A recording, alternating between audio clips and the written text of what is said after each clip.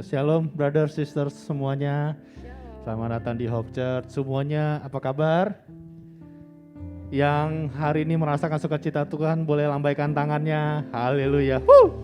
Haleluya. Mari brother sisters semuanya kita persiapkan diri untuk hari ini. Untuk kita boleh beribadah bersama-sama di dalam rumah Tuhan. Kita mau naikkan pujian, kita mau menyembah Tuhan pagi hari ini. Saya mau ajak kita semua hari ini kita mau fokus sama Tuhan. Amin. Kita mau puji Tuhan, kita mau berikan yang terbaik, penyembahan kita yang terbaik hanya untuk Tuhan pagi hari ini. Haleluya. Mari kita tunduk kepala sejenak, kita mau berdoa. Bapa, kami mengucap syukur Tuhan untuk kebaikan-Mu yang boleh kami rasakan Tuhan Yesus. Pagi hari ini kami datang Tuhan di hadapan-Mu untuk kami boleh menaikkan pujian kami, menaikkan penyembahan kami Tuhan Yesus. Terima kasih Bapa untuk kesempatan yang boleh Kau berikan bagi kami Tuhan Yesus. Biar kiranya Kau penuhi setiap kami dengan hadirat-Mu Tuhan. Biar kuasa Roh Kudus-Mu Tuhan mengalir memenuhi tempat ini, bahkan boleh memenuhi setiap kami Tuhan Yesus. Kau pimpin ibadah kami Tuhan dari awal, pertengahan sampai pada akhir ibadah ini Tuhan. Kami mau serahkan ke dalam tangan-Mu Bapa. Biarlah pujian kami Tuhan boleh menjadi dupa yang harum untuk kemuliaan nama-Mu Yesus. Terima kasih Bapa, terima kasih Tuhan Yesus Kristus Tuhan. Kami siap untuk melayani Engkau, kami siap untuk beribadah karena kami percaya Tuhan Engkau sudah ada di tengah-tengah kami Tuhan. Kami percaya kuasa Roh Kudus-Mu sudah ada di tempat ini Tuhan. Terima kasih Bapa, terima kasih Yesus Kristus Tuhan. Mari semua yang percaya boleh katakan bersama, amin Tuhan. Mari nikmati hadirat Tuhan di tempat ini, boleh rasakan kuasa Roh Kudus mengalir memenuhi setiap kita. Biar hadiratnya boleh memenuhi setiap kita di tempat ini. Mari kita mau sembah Dia. Kita mau katakan Tuhan, Kau Allah yang baik Tuhan. Kau Allah yang dahsyat. Kau Allah yang ajaib Tuhan. Kau besar di dalam kami Tuhan Yesus. Oh Jesus. Mari semuanya menyembah Tuhan. Mari semuanya mau menyembah Tuhan pagi hari ini. Kita mau angkat pujian kita. Kita mau angkat suara kita untuk menyembah Tuhan pagi hari ini. Oh Jesus, kami mau menyembah-Mu Tuhan. Kami mau menyembah-Mu Yesus. Haleluya. Haleluya. Oh, mari sembah Dia. Sembah Raja kita yang agung. Sembah Allah kita yang dahsyat. Haleluya. Oh, sungguh besar setia-Mu, sungguh besar kasih-Mu Tuhan di dalam hidup kami. Haleluya. Oh, Jesus, Jesus, kami menyembah-Mu Tuhan. Kami menyembah-Mu Jesus. Oh, siaralaba. Haleluya. Haleluya. Mari sembah, sembah Raja kita yang dahsyat, Allah kita yang perkasa, yang setia. Oh, nikmati hadirat Tuhan di tempat ini. Biarkan Roh Kudus memenuhi setiap kita. Jesus, Jesus.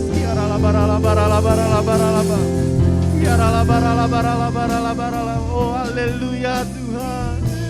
Haleluya. Haleluya.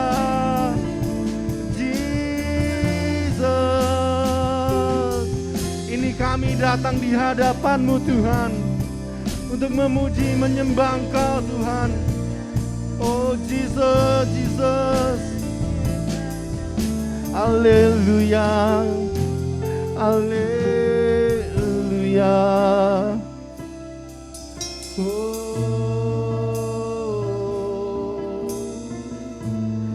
kami Tuhan di hadapan-Mu Tuhan, untuk memuji menyembah Engkau Tuhan, menaikkan setiap pujian, setiap penyembahan untuk Engkau Tuhan. Ini kami datang Tuhan untuk memberikan yang terbaik untuk Engkau Tuhan. Jesus, Jesus, Jesus. Haleluya, haleluya.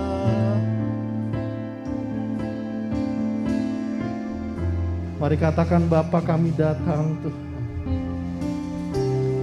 Bapakku datang menyembah-Mu, menyembah-Mu di sini. Ku percaya Kau ada bagiku.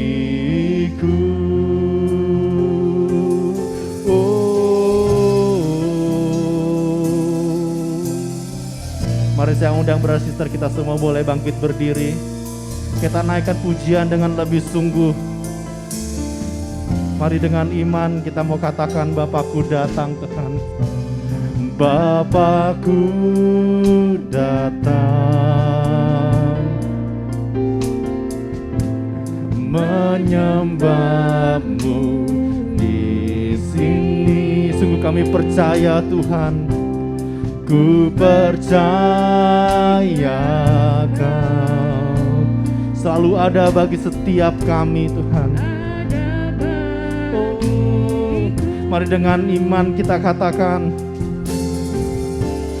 tak usah ku takut, sebab Kau sertaku. Tak usah ku bimbang, Kau di dalamku. Tak usah ku cemas, Kau penghiburku. Saat ku lemah, Kau kuatku.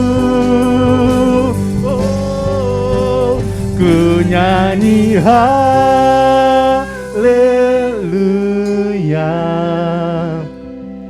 ku nyanyi haleluya.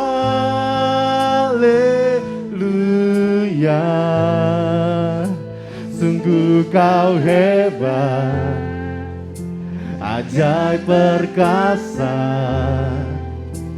perbuatanmu. Ku nyanyi haleluya,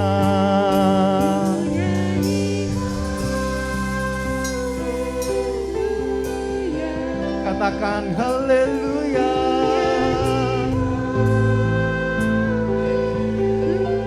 Sungguh Kau Allah yang hebat, perkasa.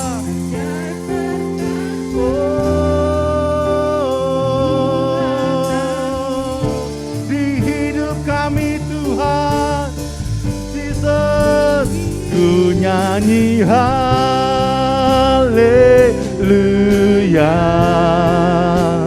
ku nyanyi haleluya.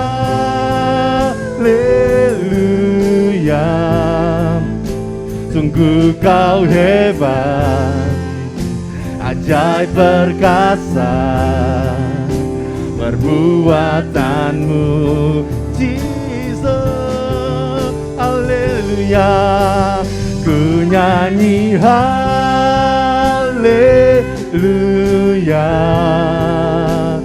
ku nyanyi haleluya.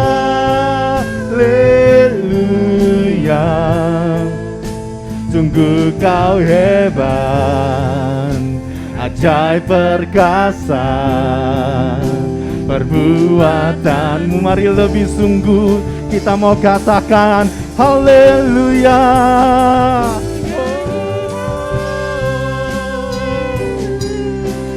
Ku nyanyi haleluya. Oh, sungguh Kau hebat Tuhan, ajaib perkasa perbuatanmu Tuhan. Oh,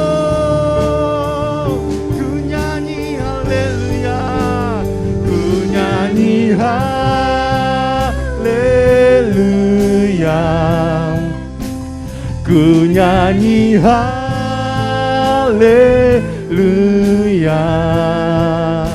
Sungguh kau hebat, ajaib perkasa perbuatanmu. Katakan dengan percaya, di hidupku Tuhan, di hidup.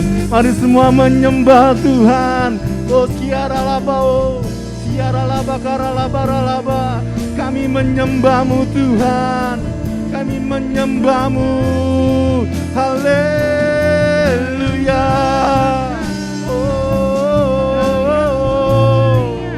Naikkan pujian, angkat suara untuk Tuhan, untuk Raja kita yang perkasa. Siara labara labara labara labara labara. Siara labara labara labara labara labara. Siara labara labara labara labara. Oh, sungguh kau yang layak disembah, sungguh kau yang layak ditinggikan. Oh Jesus, Jesus, haleluya. Mari sembah, sembahlah.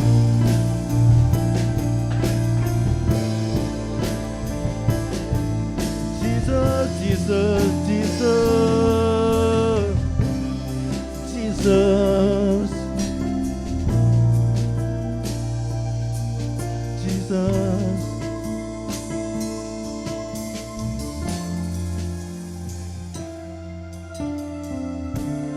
Tak usah ku takut, sebab kau. Tak usah ku bimbang, kau di dalamku. Tak usah ku cemas, kau penghiburku. Saat ku lemah, kau ku. Katakan tak usah ku takut. Tak usah ku takut, sebab kau sertaku.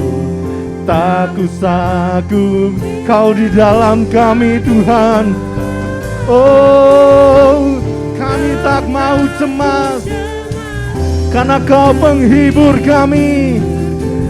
Saat ku lemah, kau kuatku. Katakan, ku nyanyi haleluya,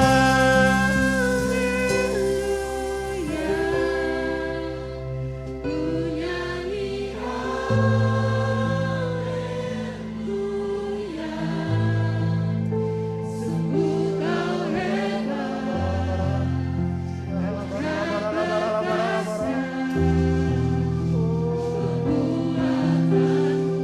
ku nyanyi haleluya. Ku nyanyi haleluya.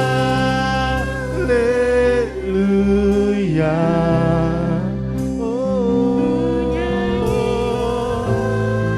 Jesus, Jesus, sungguh kau hebat,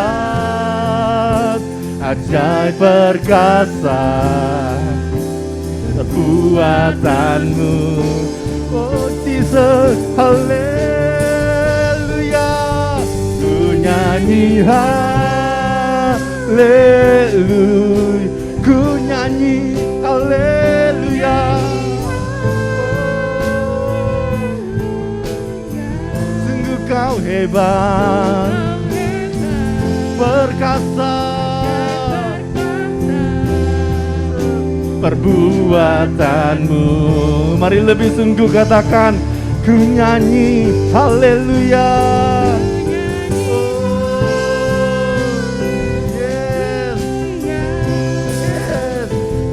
Nyanyi haleluya. Sungguh kau hebat, ajaib perkasa perbuatanmu di hidup kami.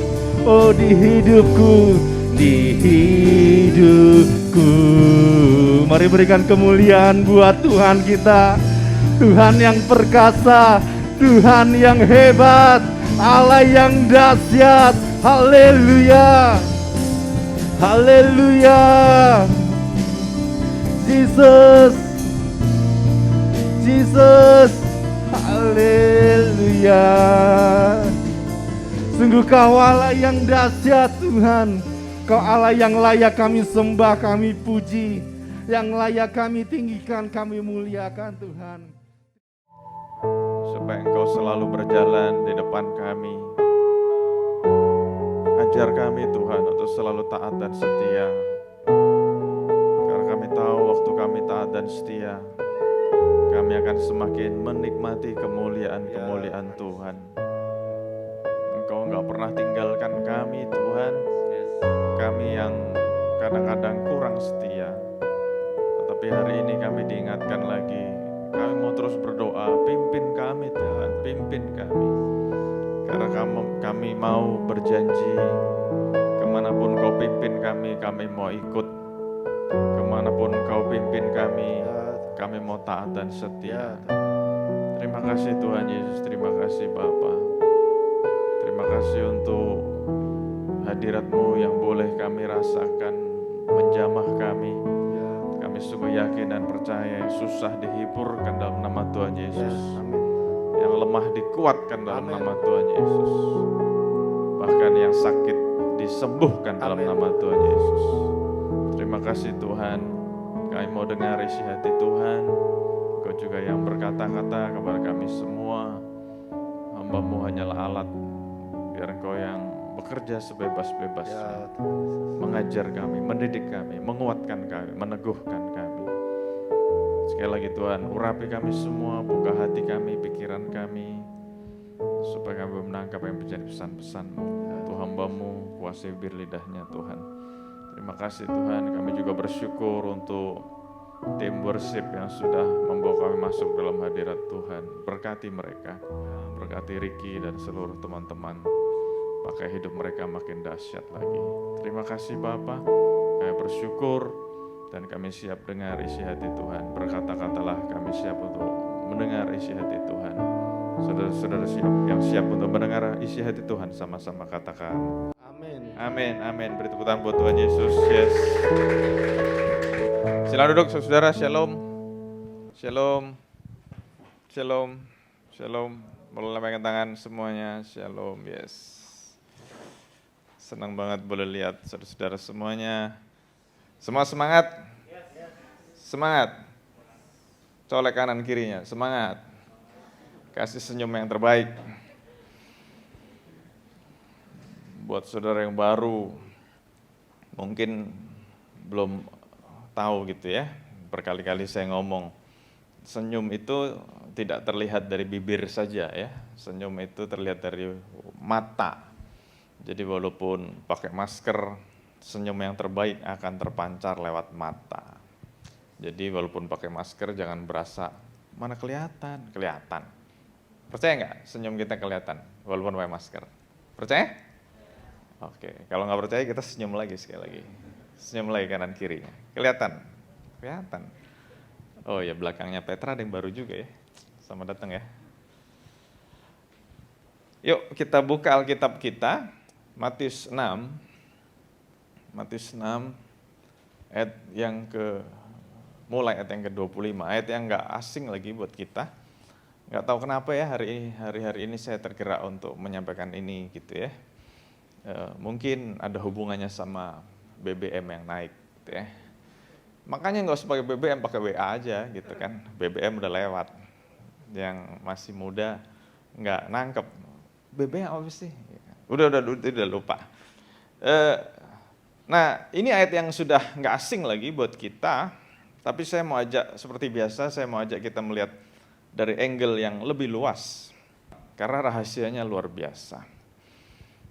Nah, seperti saudara ketahui, kemarin diumumkan oleh pemerintah BBM naik, terus beberapa hari sebelumnya suku bunga bank naik.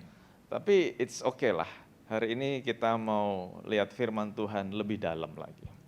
Saya akan bacakan buat kita semua, saudara ikuti dengan sungguh-sungguh ya, karena banyak rahasia. Karena itu aku berkata kepadamu, ayat 25 ya, janganlah khawatir akan hidupmu, akan apa yang hendak kau makan atau minum, dan janganlah khawatir pula akan tubuhmu, akan apa yang hendak kamu pakai. Bukankah hidup itu lebih penting daripada makanan dan tubuh itu lebih penting daripada pakaian? Nah, dari satu ayat ini aja, saya akan langsung ya, poin demi poin. Dari satu ayat ini aja, saya mendapat sebuah wawasan yang baru bahwa Tuhan pengen kita fokus dengan prioritas hidup. Prioritas. So what is your priority? Karena di sini dikatakan hidup lebih penting daripada makanan dan tubuh lebih penting daripada pakaian. Dengan kata lain, Tuhan pengen membuka mata kita mengatakan what is your priority. Kalau di sini dikatakan jangan khawatir dengan apa yang kau makan, dengan apa yang kau minum. Jangan khawatir dengan BBM naik, jangan khawatir dengan suku bunga naik, jangan khawatir dengan pasar uang yang uncertainty, jangan khawatir dengan kondisi ekonomi, kondisi politik. Ya kalau saudara hobi baca berita, Amerika sudah menyampaikan bahwa 2023 adalah masa yang gelap Amerika. Karena keadaan ekonomi akan turun terus, keuangan akan makin berat, terus perang nggak selesai-selesai, bahkan kalau saudara sempat baca berita tadi pagi, China sudah mengirimkan tentara dan alat perang ke Rusia karena mereka semakin menjalin aliansi. Nah kalau kita hobi baca berita makin mikir gitu ya, waduh makin aneh-aneh gitu ya. Nah tapi berita semua itu tadi itu mestinya gugur dengan ayat ini. Ayat ini berkata hidup itu lebih penting daripada makanan, hidup itu lebih penting daripada tubuh, dan tubuh lebih penting daripada pakaian. Dengan kata lain, Tuhan pengen kita lebih ngerti, what is your priority? Nah, jadi ayat ini langsung menghantam saya. Prioritas kamu apa sih? Prioritas kamu apa? Kalau tadi sekilas saya ngomong pasar uang, keamanan, politik, harga-harga naik, inflasi, dan sebagainya, oke lah itu kita baca, itu kita nggak tutup mata. Kan saya juga selalu berkata kepada saudara, jangan pernah tutup mata dengan berita, kita baca berita. Jadi jangan jadi orang Kristen yang kayak ngatak dalam tempurung atau apa-apa gitu ya. Tapi ingat, prioritas kita apa? Nah kalau kita tahu prioritas hidup kita, gejolak yang dialami oleh dunia itu tidak akan menjadi sebuah beban yang berat buat hidup kita. Ingat, prioritas kita apa? Dan ya saya mau sharing sama saudara, melayani Tuhan adalah sesuatu yang paling enak. Menyenangkan hati Tuhan adalah sesuatu yang paling enak. Saya nggak minta saudara semua jadi pendeta ya, enggak. Tapi kalau fokus kita mau menyenangkan hati Tuhan, fokus kita pengen sungguh-sungguh dekat sama Tuhan. Dan sebetulnya hari-hari ini semua yang terjadi dalam dunia ini, sebetulnya membuat kita pengen semakin dekat sama Tuhan. Yang setuju kata yes. Di luar Tuhan mah, wah tambah nggak bisa apa-apa. Jadi secara singkat aja, saya nggak mau terlalu dalam di sini. Ayat 25 berkata, apa sih prioritas hidup kamu? Jadi gejolak di luar sana tidak akan terlalu pengaruh dalam hidup kita kalau kita tahu prioritas hidup kita. Nah sebaliknya kalau kita tidak tahu prioritas hidup kita nggak tahu purpose kita nggak tahu apa sih tujuan hidup kita, prioritas kita yang penting apa sih, apapun yang terjadi akan menjadi sesuatu yang menggoyahkan kita. Sama dalam hidup ini juga, prioritas kita apa? Buat teman-teman, saudara-saudara yang masih sekolah,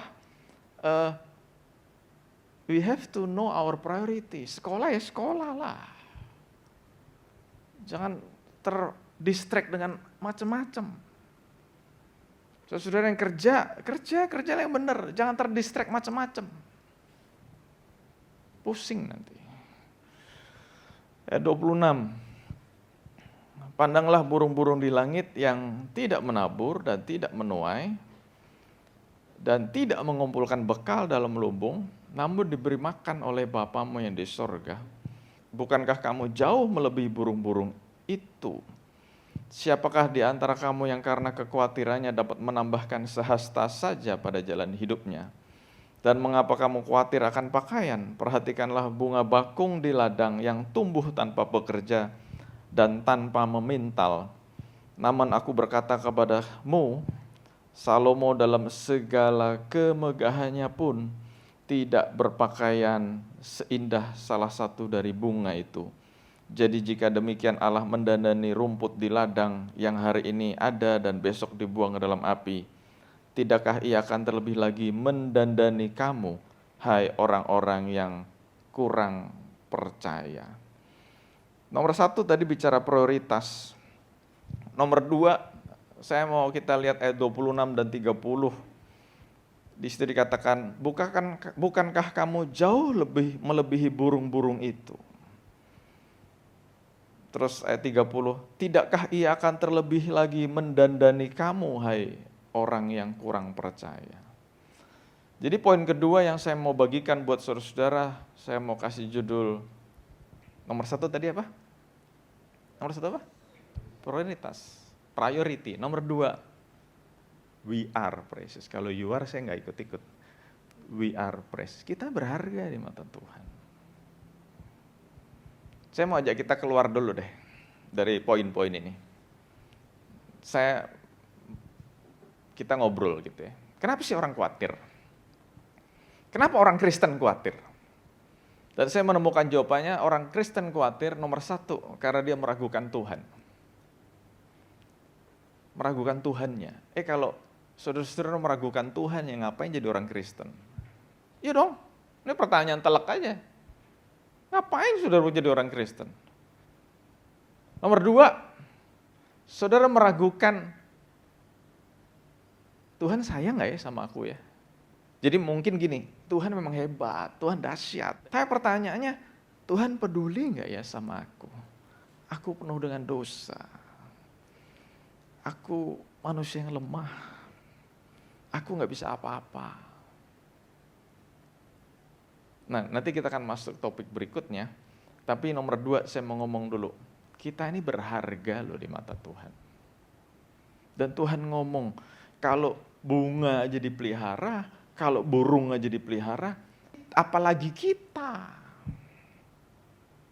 Kita so precious. Jadi poin nomor 2, kita berharga di mata Tuhan. Poin berikutnya, ini yang membuat saya kagum. Poin berikutnya kita bisa lihat di ayat yang ke-26 tadi. Pandanglah burung-burung di langit yang tidak menabur dan tidak menuai dan tidak mengumpulkan bekal dalam lumbung, namun diberi makan oleh Bapamu yang di sorga. Ayat 32, semua itu dicari bangsa-bangsa yang tidak mengenal Allah, akan tetapi Bapamu yang di sorga.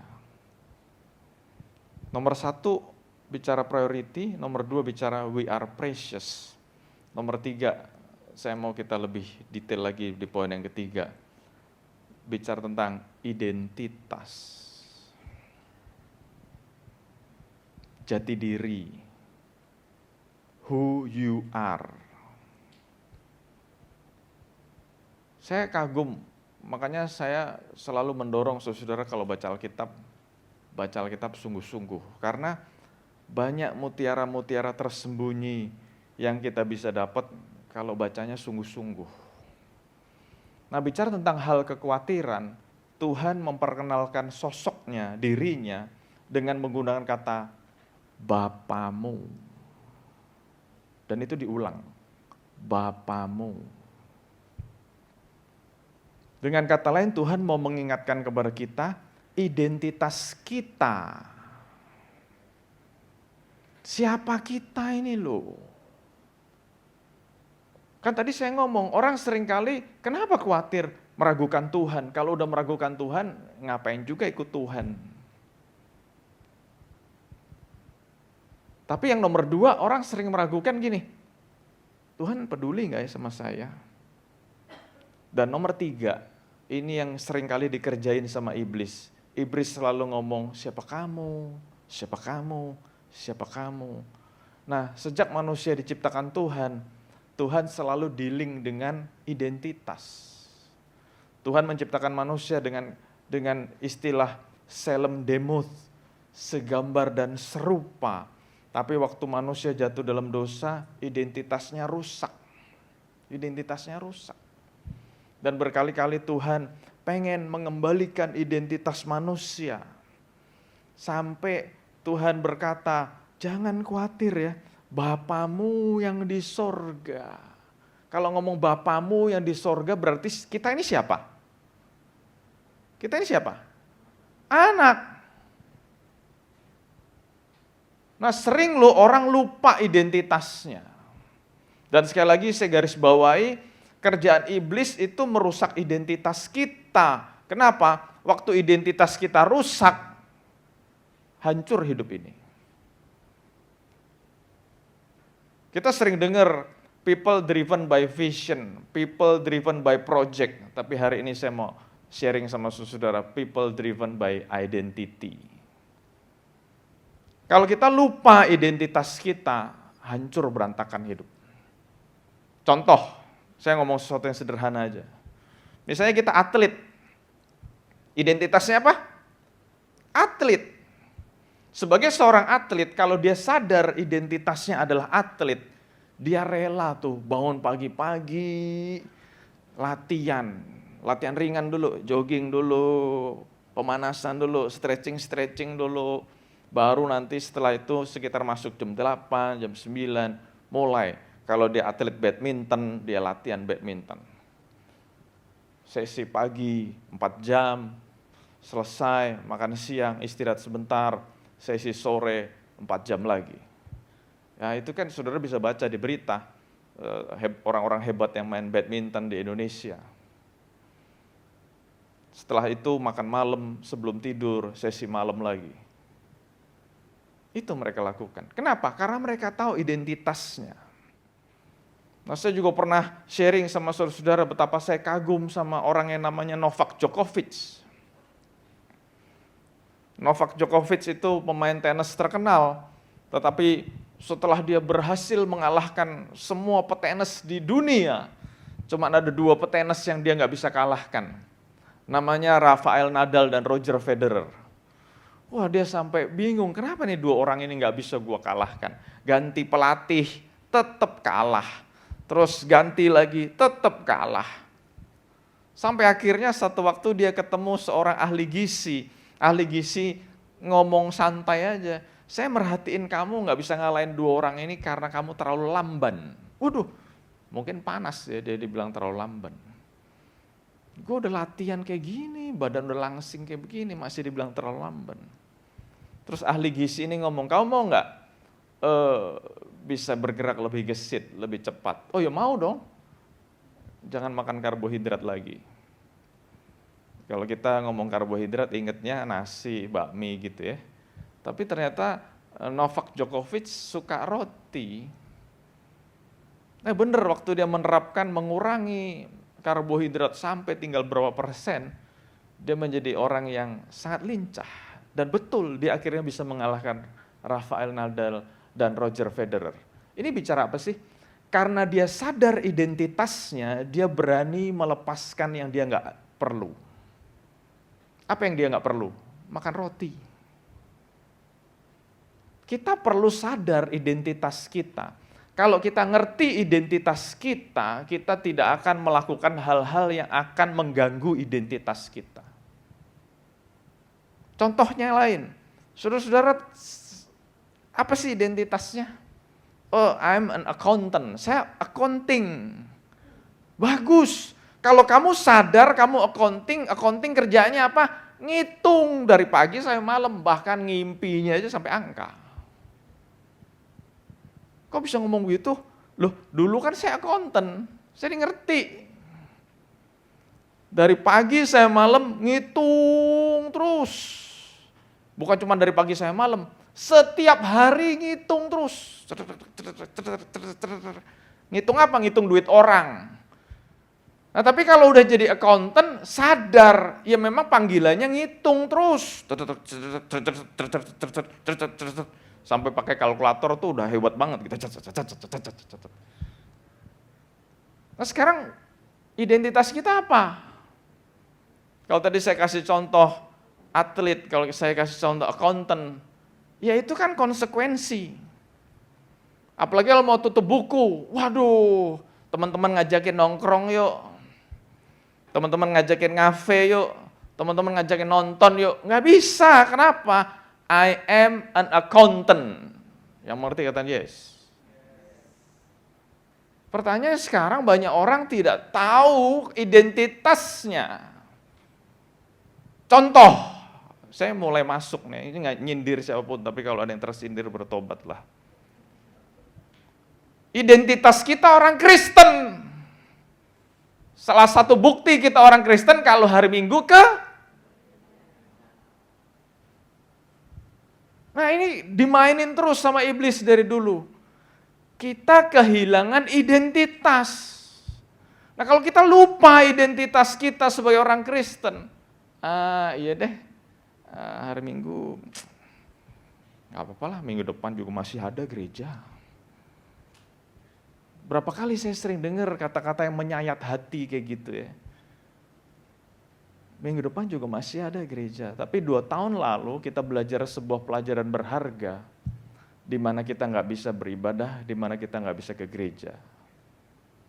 Jadi mestinya dengan adanya lockdown, PSBB, PPKM, apapun namanya, sewaktu kita dapat kesempatan beribadah secara on-site, kita mestinya semakin menghargai kesempatan seperti hari ini.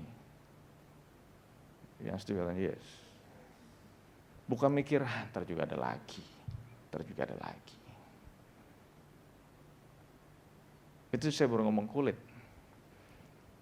Tapi lebih dalam lagi, Tuhan berkata, kamu tuh anak loh. Kamu tuh anak.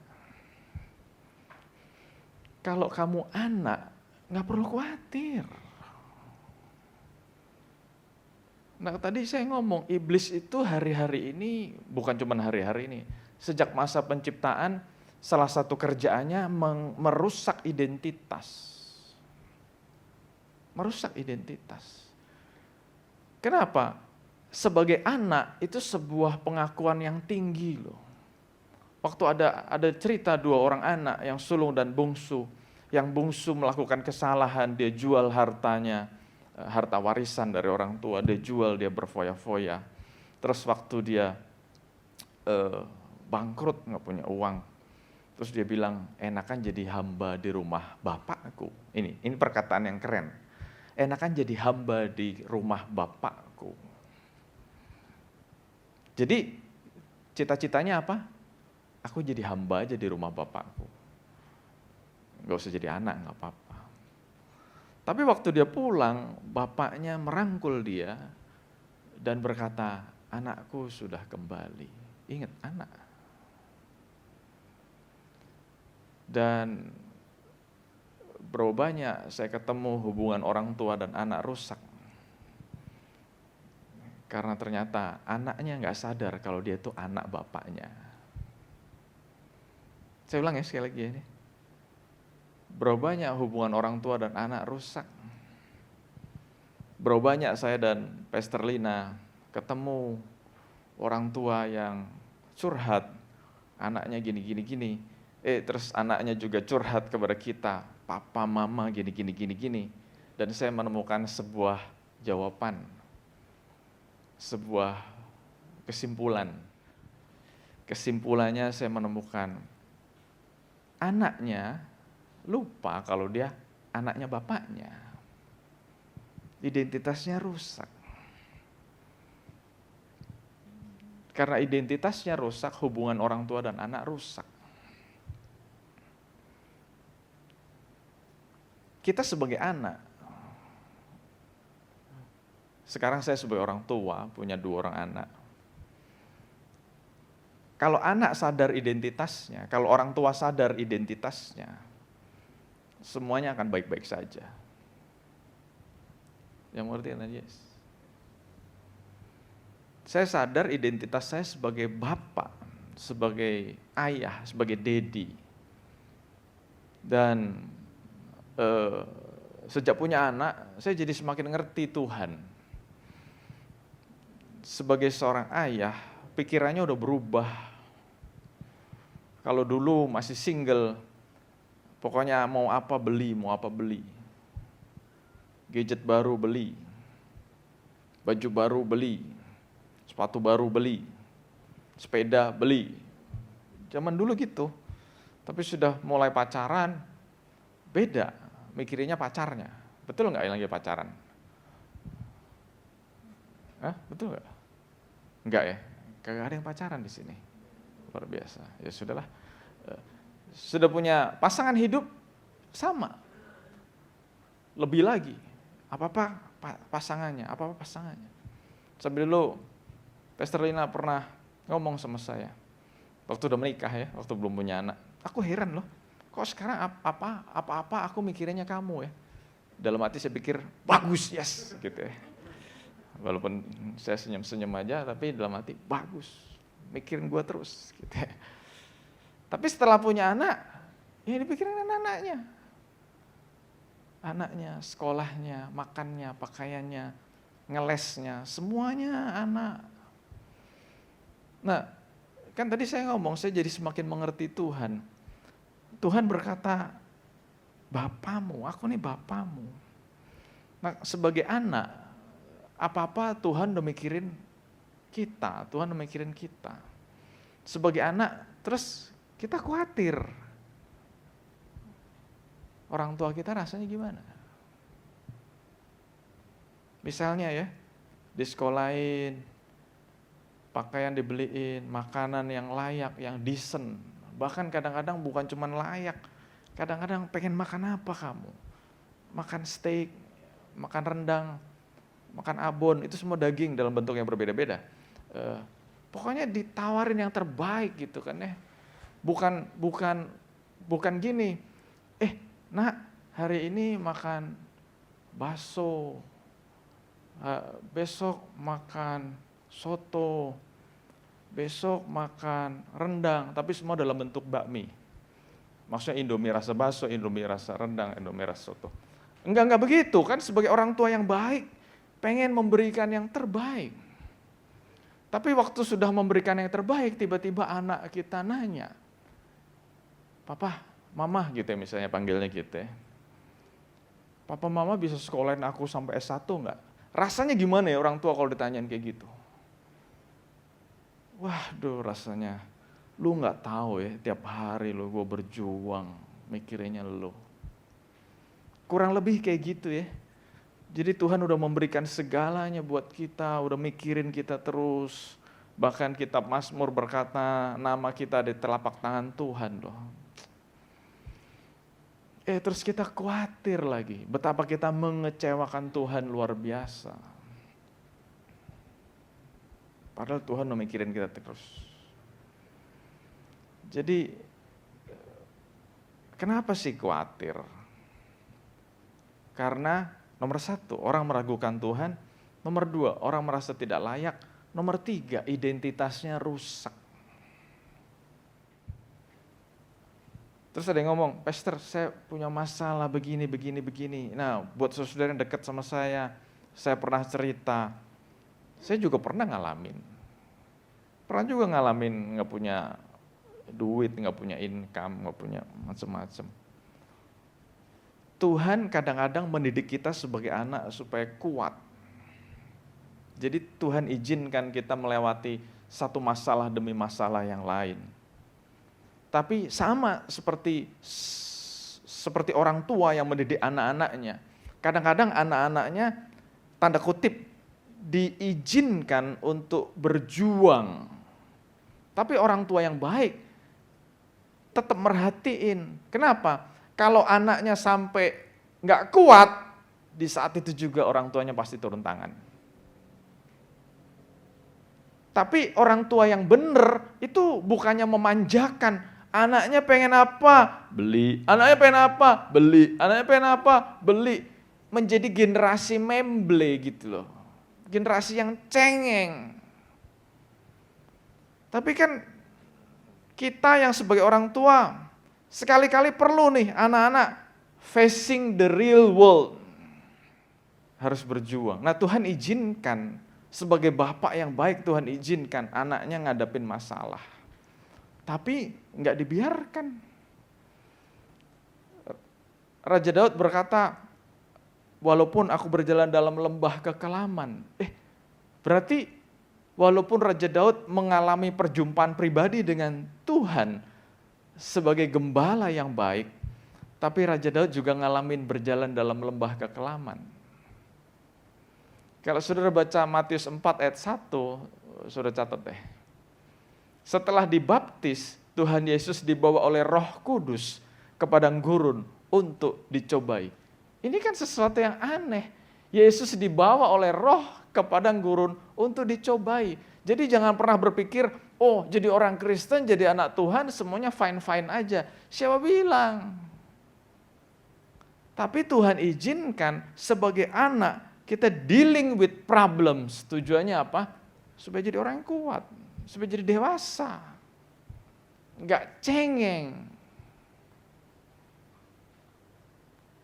Nah di situ iblis coba masuk. Tuhan enggak suka sama kamu. Tuhan enggak sayang sama kamu. Kamu, bukanlah. Saya mau tutup ayat 32.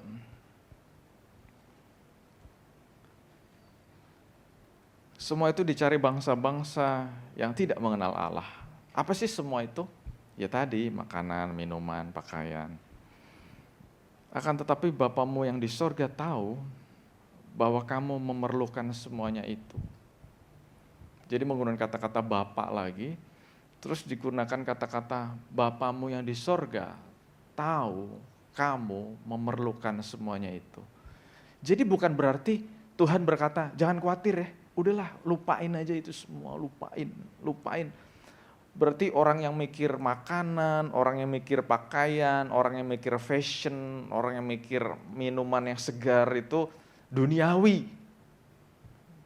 Enggak loh, karena ayatnya apa? Bapamu yang di surga tahu kamu perlu itu. Jadi enggak salah gitu kita minta, enggak salah. Tapi yang Tuhan mau kita tidak fokus di situ. Di sini ngomong apa? Bapamu yang di surga tahu loh kamu perlu. Dan saya secara manusia, ini saya kan masih manusia ya. Saya masih manusia. Saudara ngelihat saya manusia enggak? Manusia kan. Masih ngejek di tanah. Terus kalau ngobrol juga masih ngobrol. Ya kayak manusia lah. Secara manusia saya seneng banget loh dapat ayat ini. Ayat ini berkata, Bapamu yang di surga tahu kamu perlu itu. Bapamu di surga tahu kamu butuh itu. Bapamu di surga tahu kamu butuh HP baru. Kurang lebih gitu ya, saya aplikasikan. Bapamu di surga tahu kamu pengen punya mobil yang nyaman. Bapamu di surga tahu kamu butuh rumah tempat tinggal. Bapamu di surga tahu kamu sekali-sekali pengen makan protein yang tinggi alias steak gitu ya. Masa makanya abon melulu? Kan daging juga, iya tapi kan tipis-tipis. Pengen daging yang tebel dong. Oke, Bapamu di surga tahu kamu pengen itu. Bukan cuma pengen, perlu itu. Tapi balik ke nomor 1 tadi, ingat prioritas. Ayat 33, ayat terakhir. Tetapi carilah dahulu kerajaan Allah dan kebenarannya, maka semuanya itu akan ditambahkan kepadamu. Bapamu di sorga tahu kamu butuh itu semua, tapi Tuhan ngasih clue. Cari dahulu kerajaan Allah beserta dengan kebenarannya.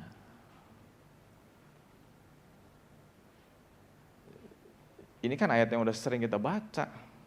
Ayat yang udah sering kita dengar, bahkan yang kita udah hafal. Dikatakan, kuncinya apa sih menghadapi hari-hari seperti ini? Ya, saya mau ngomong berdasarkan apa yang saya pelajari, apa yang saya percaya, dan apa yang saya alami. Semakin kita sungguh-sungguh sama Tuhan, semakin mengutamakan kerajaan Allah dan kebenarannya, kebenaran jangan lupa. Kita ngerti kebenaran sungguh-sungguh, bener loh, semuanya itu apa sih? Semuanya itu apa?